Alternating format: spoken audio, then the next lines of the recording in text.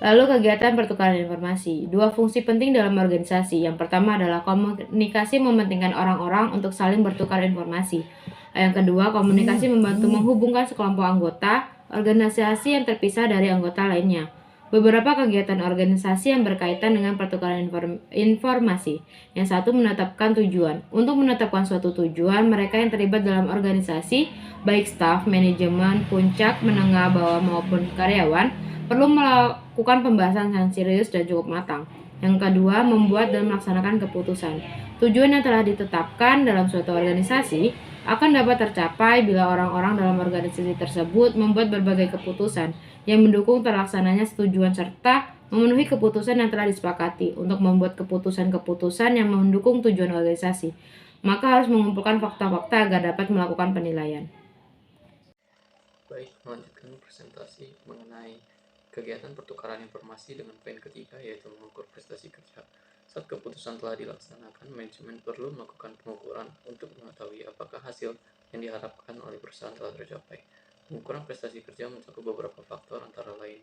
Yang pertama biaya, kedua penjualan, ketiga pangsa pasar, keempat produktivitas, lalu tingkat perputaran karyawan dan tingkat persediaan yang ada. Pada perusahaan berskala besar, data-data tersebut diolah oleh komputer sehingga tidak memakan waktu yang lama. Lalu, dalam perusahaan yang berskala lebih kecil, pengolahan data tersebut dilakukan secara manual sehingga waktu yang diperlukan lebih lama. Oleh karena itu, untuk mengukur prestasi kerja organisasi secara menyeluruh, sangat diperlukan komunikasi yang baik antar unit yang ada dalam organisasi tersebut. Lalu poin keempat, merekrut dan mengembangkan staf. Apabila perusahaan ingin merekrut seseorang, perusahaan akan melakukan seleksi agar dapat menentukan orang yang cocok untuk menduduki jabatan yang tersedia. Selanjutnya, karyawan tersebut akan diperkenalkan dengan staf organisasi dan diberikan umpan balik atau feedback atas prestasi yang telah ia capai. Lalu untuk poin yang kelima, pelayanan pelanggan. Semua organisasi akan berhubungan dengan para customer dan pelanggannya, baik internal maupun eksternal. Melalui komunikasi yang baik dalam bentuk formal maupun non-formal, perusahaan dapat menyediakan hal-hal tersebut agar dapat merangsang keinginan para pelanggan untuk menggunakan produknya. Poin ke-6, negosiasi dengan pemasok. Untuk mendapatkan harga produk yang baik, manajemen perusahaan perlu mengadakan negosiasi yang baik dengan pemasok. Lalu untuk poin yang ke-7, membuat produk.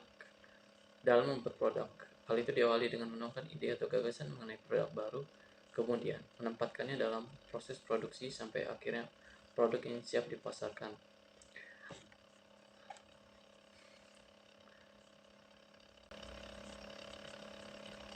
Lalu poin yang kedua, selanjutnya, berinteraksi dengan peraturan yang ada.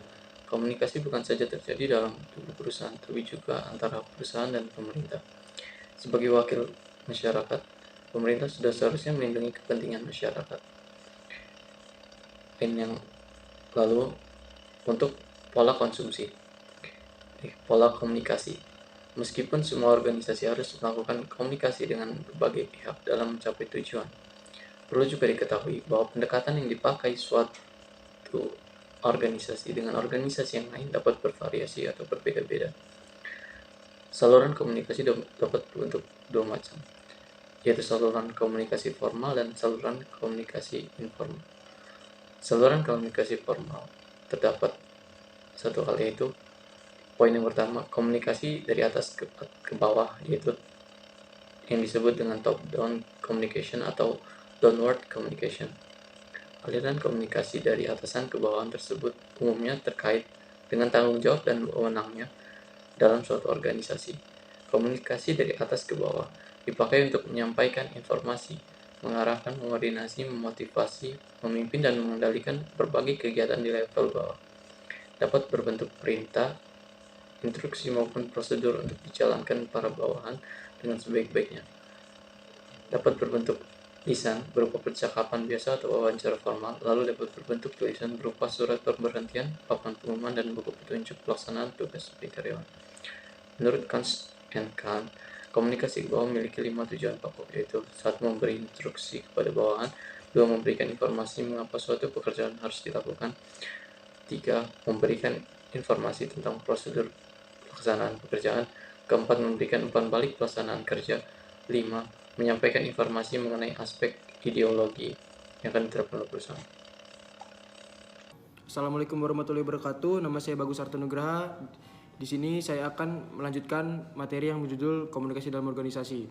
Salah satu kelemahan dalam komunikasi dari atas ke bawah itu adalah komunikasi yang penyaringannya hanya baik-baik saja. Di situ biasanya penyalukan oleh bawahan, yang dilakukan ngasih informasi ke atasannya itu hanya yang baik-baik saja. Yang B itu komunikasi dari atas ke bawah, dari bawah ke atas. Dalam struktur organisasi, komunikasi ini dari bawah ke atas ini bottom atau upward, berarti alur pesan yang disampaikan berasal dari bawah, berasal dari karyawan menuju ke atas, yaitu manajer atau direktur atau atasan itu, untuk memecahkan satu masalah dan mengambil keputusan dengan cepat, mengambil apresiasi dari bawahan.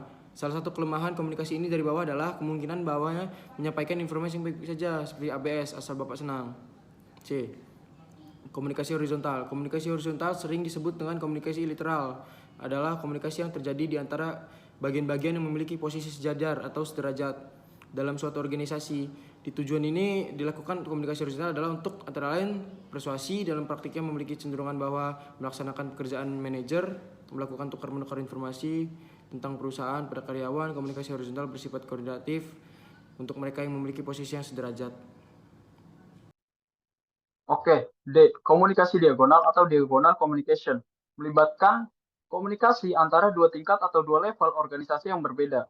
Contohnya adalah komunikasi formal antara manajer pemasaran dengan bagian pabrik. Lalu yang kedua adalah antara manajer produksi dengan bagian promosi. Yang ketiga adalah antara manajer produksi dengan bagian akuntansi. Dan yang keempat adalah antara manajer keuangan dengan bagian penelitian. Berikut adalah keuntungan dari komunikasi diagonal. Ada dua keuntungan. A, yaitu penyebaran informasi bisa menjadi lebih cepat ketimbang bentuk komunikasi tradisional. Lalu yang B adalah memungkinkan individu dari berbagai bagian atau departemen ikut membantu menyelesaikan masalah dalam organisasi. Lalu yang E, kurangnya komunikasi formal. Kurangnya komunikasi formal terdapat 3, yaitu yang pertama, A, kurang fleksibilitas. Lalu B adalah potensi kesalahpahaman yang tinggi. Lalu yang C adalah kurangnya interaksi langsung. Lalu saluran komunikasi informal. Dalam jaringan komunikasi informal, orang-orang yang ada dalam suatu organisasi tanpa memedulikan jenjang hierarki, pangkat, dan kedudukan maupun jabatan dapat berkomunikasi secara luas meskipun hal-hal yang mereka perbincangkan biasanya bersifat umum.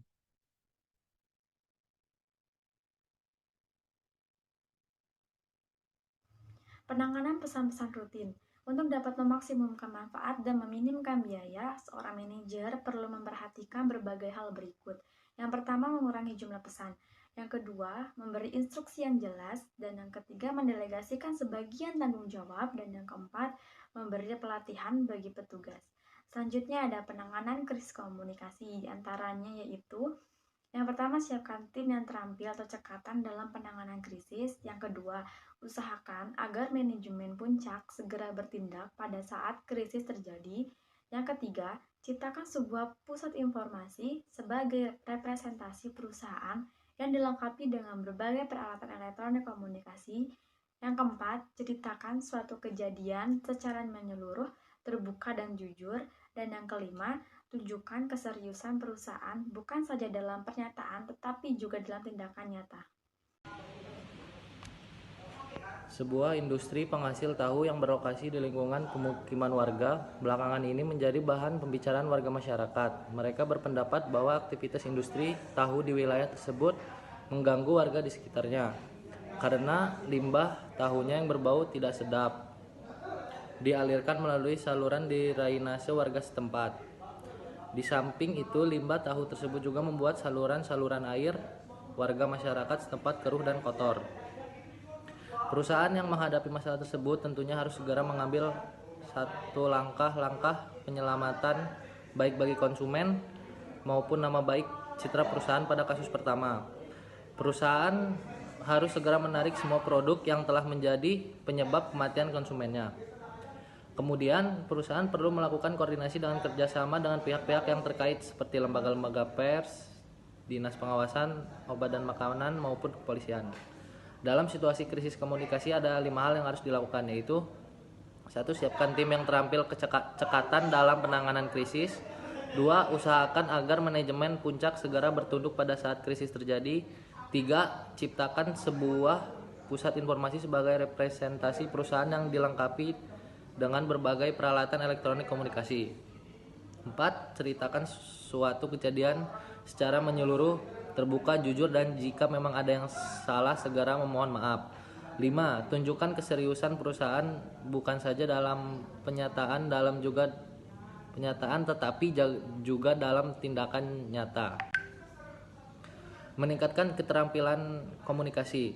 Komunikasi merupakan antara individu dengan organisasi. Kemampuan Anda untuk memahami apa yang sedang terjadi sangat tergantung pada kepekaan Anda sebagai komunikator. Bila Anda mengetahui dinamika komunikasi, Anda akan dapat membaca secara akurat apa yang sedang terjadi dalam suatu organisasi. Seorang sekretaris, pelatih manajemen, akuntan, analisis keuangan, pialang, peneliti, spesialis sumber daya manusia, spesialis informasi, atau lainnya, Anda memerlukan kemampuan berkomunikasi dengan orang lain secara efektif dan efisien. Ada 7 keterampilan khusus yang diperlukan dalam komunikasi bisnis. Yang pertama, membaca.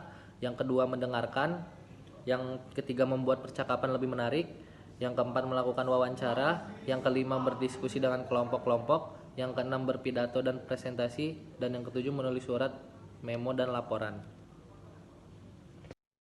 Oke, selanjutnya adalah sebuah studi case mengenai upaya karyawan Unilever dalam menuntut perbaikan tingkat kesejahteraan. Seperti yang kita ketahui, perusahaan Unilever adalah salah satu perusahaan multinasional yang beroperasi dalam berbagai sektor, termasuk dalam produk-produk konsumen seperti makanan, minuman, kecantikan, dan bahkan perawatan rumah tangga. Di tengah meningkatnya kesadaran akan isu-isu sosial dan lingkungan, perusahaan-perusahaan semakin dihadapkan pada tuntutan untuk memperbaiki kondisi kesejahteraan karyawan mereka. Karyawan Unilever di berbagai cabang global merasa bahwa tingkat kesejahteraan mereka belum optimal. Mereka merasa gaji yang mereka terima tidak sebanding dengan tuntutan pekerjaan dan biaya hidup yang bahkan semakin tinggi. Selain itu, beberapa karyawan juga mengeluhkan tentang kondisi kerja yang tidak memadai, seperti misalnya jam kerja yang panjang, beban kerja yang berlebihan, dan kurangnya fasilitas kesejahteraan. Langkah-langkah yang dapat diambil oleh para karyawan, yang pertama adalah mengumpulkan bukti dan data. Karyawan mulai mengumpulkan data yang mendukung klaim mereka mengenai rendahnya tingkat kesejahteraan. Data ini meliputi berbagai gaji dengan standar industri, survei kepuasan karyawan, dan laporan tentang kondisi kerja. Lalu selanjutnya ada pembentukan kelompok representatif. Sejumlah karyawan yang peduli tentang isu ini membentuk kelompok representatif atau serikat pekerja. Kelompok ini akan berfungsi sebagai suara bersama untuk menyuarakan kepentingan karyawan. Lalu yang ketiga ada mengadakan pertemuan dengan manajemen. Kelompok karyawan kemudian mengajukan permohonan untuk bertemu dengan manajemen perusahaan, termasuk perwakilan senior dan Departemen Sumber Daya Manusia. Pertemuan ini bertujuan untuk mengemukakan keluhan dan tuntutan secara langsung. Lalu yang terakhir adalah pemanfaatan media dan kampanye sosial. Jika suatu tuntutan karyawan tidak diberikan perhatian yang memadai oleh manajemen, mereka dapat memanfaatkan media dan kampanye sosial untuk memperoleh dukungan publik. Ini dapat melibatkan berbagai cerita pengalaman di media sosial, hingga mengadakan aksi protes yang terkoordinasi, atau bahkan mendapatkan liputan media.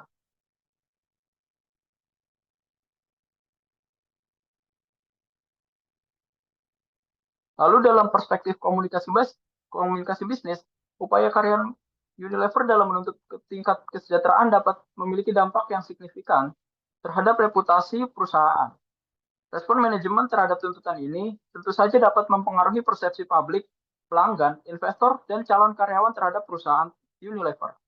Dan kesimpulan yang dapat kita ambil adalah upaya karyawan Unilever dalam menuntut perbaikan tingkat kesejahteraan memiliki potensi untuk mempengaruhi citra dan reputasi perusahaan secara signifikan. Respon manajemen terhadap tuntutan ini akan menjadi faktor penting dalam bagaimana perusahaan memperlakukan isu-isu kesejahteraan karyawan dan bagaimana komunikasi bisnis dijalankan. Menanggapi tuntutan ini dengan transparansi, dialog, dan solusi yang konstruktif, tentu saja dapat membantu menjaga hubungan baik dengan karyawan dan berbagai pemangku kepentingan.